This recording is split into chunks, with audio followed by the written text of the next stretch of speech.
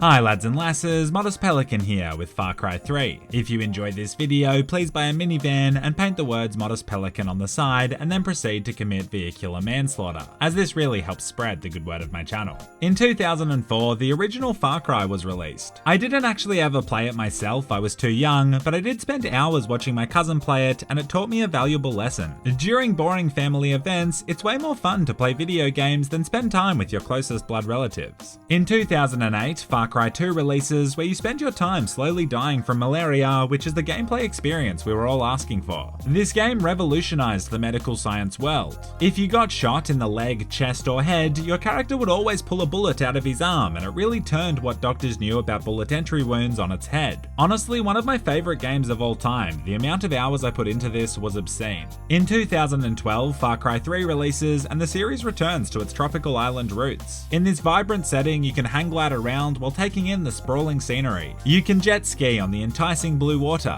connect with nature as you dip your toes in a little horticulture, and if there's time, save your closest friends and family from a psychopath pirate leader known as Vaas who's passionately into murder and torture. We're getting ahead of ourselves though. Let's take this back to the beginning. This is more than a game. Far Cry 3 is a damn psychological journey. We play as Jason Brody and have been on vacation with our friends. As you can tell by this opening cinematic, we're really cool adrenaline junkies, and did I mention we're really cool? On one of our skydiving jumps, we accidentally land on a pirate island, which seems like blatant negligence from our skydiving instructor and pilot Grant, who's also my older brother. We immediately learn we've been captured by violent pirates and Vaas is going through our GoPro footage. It's honestly kind of sweet that he's taking an interest in my personal life, but he's also giving off some pretty unhinged vibes. Why aren't you laughing now like you did up there? What, is this not fun anymore? Have I failed to entertain you? Grant manages to get his hands untied as the negligence theme continues. These pirates should really look into mastering the butterfly knot technique. As my bro is ex-military, he beats one of the guards to death through the cage and we start our great escape. As far as situations go, this obviously isn't great. Can't lie though, Vaas is one of the best villains gaming has ever seen, and quite frankly I'm half hoping he wins. We slowly make our way through the compound as we sneak under a wooden bridge. Our truck then passes over and we proceed to get reasonably covered in mud. Out of anyone on this island, we're truly having the worst day ever. Even worse than those farmers who were in the process of being publicly executed. At least through all of this, we have our brother Grant. He's combat trained and he'll surely guide us through these testing times. We sit down with an optimistic attitude and orientate ourselves with the map. We're gonna find him, we're gonna free the others, and then we're going home. Grant! Run, Forrest!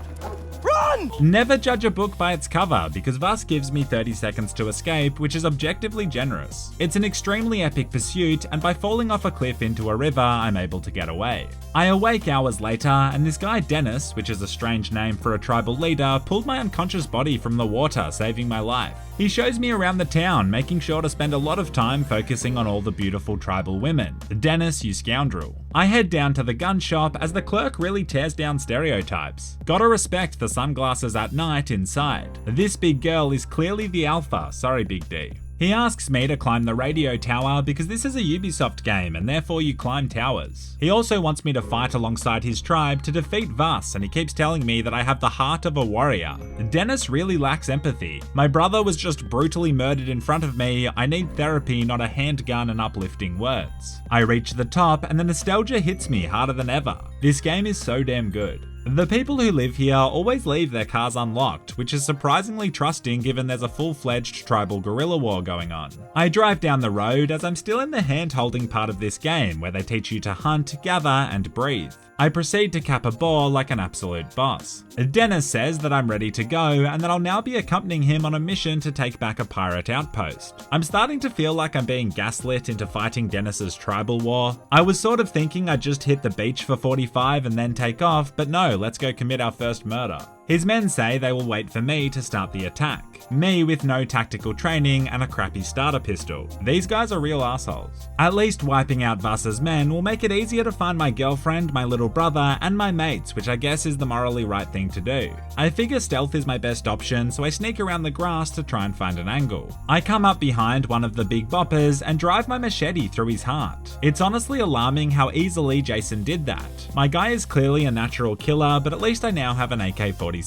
Every time I play a Far Cry game, I start off trying to be stealthy, but it inevitably ends up in a glorious all-out gunfight. These pirates are no match for Jason's slide cancelling, as he almost went pro for Call of Duty. I swear every gamer says they almost went pro for Call of Duty. Like shit man, staying up till 3 AM pub stomping 12-year-olds on Modern Warfare 2 doesn't equate to almost going pro. God, it was fun though. A sweet time before skill-based matchmaking was a thing. I can still hear those prepubescent teens calling me the hard R because I dropped a nuke on their face. Dennis thanks me for the carry, and then I set off to find my friends. One big element I love about this game is that you don't have to suspend your disbelief at all. You're not just some rich tourist who picked up a gun.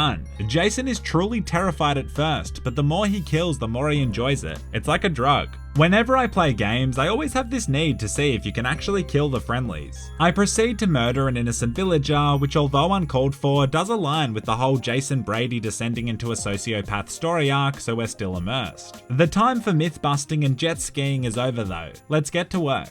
Dennis told me that there's this crazy doctor that lives on top of a hill who may have information on a captured girl, probably my girlfriend. He also has a really nice residence right by the water. With those views, even with the war going on, this place is only going up in value. What a smart buy. I rush upstairs and find Grant's girlfriend Daisy, which is hugely disappointing. She's a nice girl, but is coming across as kind of needy. Still, she's happy to see me. I tell her that Vaas shot Grant in the neck and he died a slow and presumably quite painful death. She's really upset about it, like it wasn't her older brother that died, but okay. The doctor says I need to get some mushrooms from the cave downstairs so he can make the life-saving medication she needs. I buy myself a bow and arrow from the gun vending machine that all good homes should have, and then proceed to go hang gliding because obviously I'm going to go hang gliding first. Seriously, when you're up here, it's so easy to practice mindfulness and live in the moment. It's as if our brother's widowed girlfriend isn't hours away from dying of dengue fever. Of course I do eventually go to the cave and pick the mushroom. They're plentiful, but I only take one, which seems incredibly conservative given how long it took me to find these little malakas. I give the mushrooms to the good doctor, who I'm 100% certain has a drug problem.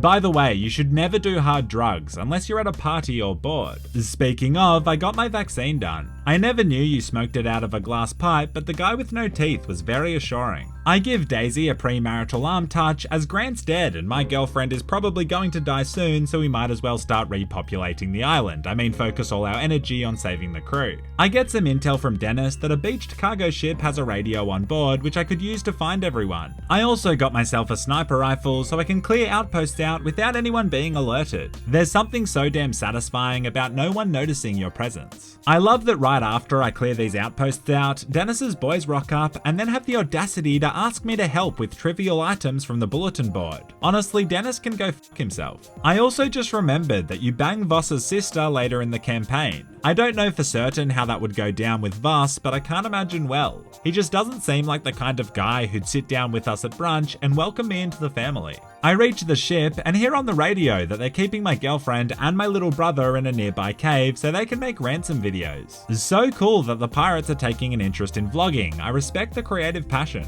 Filled with optimism, I steal a boat and head for the village. I run through fields of green grass and cross vast rivers to tell Dennis the good news. He proceeds to ask me if I can destroy a pirate armory first so that his tribe has an advantage in the war. Wow. Unfortunately, I can't actually kill Dennis, he's got that thick plot armor. I've already tried several times. I go and kill like 20 pirates and destroy the weapon shipment. It's exhilarating, but feels like a poor use of my time. I kind of assumed that after I helped him with that incredibly dangerous mission, he'd help me, but no, I set off to the cave by myself. I locate the camp and cave entrance and start doing work. I can even hear my girlfriend's voice in the distance and she sounds distressed. I've often thought about expanding my YouTube business into also ransoming wealthy people. It just seems like easy money. Especially with cryptocurrency leaving less of a paper trail, you're a sucker if you're not ransoming someone. A couple of friends, a few ski masks, some gaffer tape, an iPhone, and a serrated kitchen knife, and bam, you're ready to go. I'm Modest Pelican, and I endorse and encourage leveraging people's lives for money. I make my way into the depths of the cave, and it turns out it's not my girl, it's a recording of her. This is truly horrific, don't get me wrong, but given the poor lighting conditions in here, they've actually produced a really impressive short film. Great cinematography.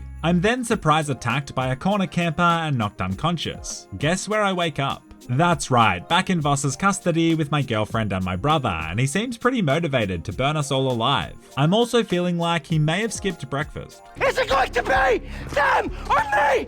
Me! After dosing us all in petrol, he throws a match down and sure enough we begin to burn. Not ideal at all. I've really got to start prioritizing not getting captured by Vaas. It's a below average way to spend an afternoon. Fortunately, he's one for theatrics and over elaborate schemes, and I end up falling through the floor and have a chance to escape. When you're doing main story missions, there's not much player agency, i.e. I can't abandon my loved ones and save myself. So here I am in a flaming house with a weirdly deep basement inhaling way too much smoke.